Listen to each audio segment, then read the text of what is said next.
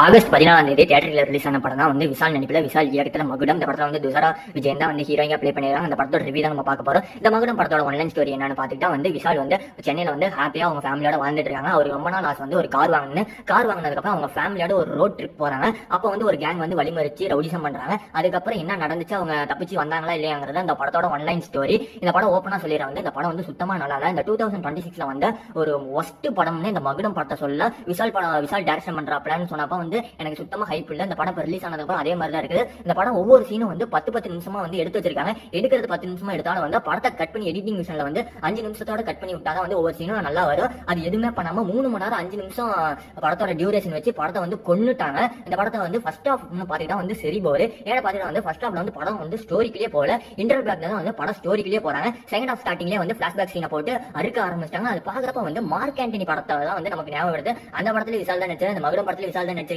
அந்த ரெஃபரன்ஸ் வந்து அங்கங்க போயிட்டு வரதுனால படம் செகண்ட் ஹாஃப்மே சுத்தமா செட் ஆகல. படத்தோட கிளைமேக்ஸ் வந்து படக்குள்ள சொல்லியிருந்தாங்க நல்லா இருக்கும் எடுத்திருக்கோன்ட்டு. அந்த மாதிரி தான் வந்து அந்த அளவுக்கான இடம் வந்து அப்படி ஒன்றும் கிளைமேக்ஸுமே பெருசா இல்ல, ஒரு ஆவரேஜான கிளைமேக்ஸ் தான் சொல்லுவேன். அந்த படத்தை வந்து 3 மணி நேரம் 5 நிமிஷம் உட்காந்து பார்க்கவே இல்லை யாருமே. பாதி செகண்ட் ஹாஃப் ஸ்டார்டிங்லேயே வந்து பாதி பேர் வந்து ஒவ்வொருத்தரா கிளம்ப ஆரம்பிச்சிட்டாங்க. இந்த படத்தோட ரேட்டிங்ஸ் நம்ம பாத்தீங்கன்னா வந்து 5க்கு 1.75 ரேட்டிங்ஸ் கொடுக்கலாம்.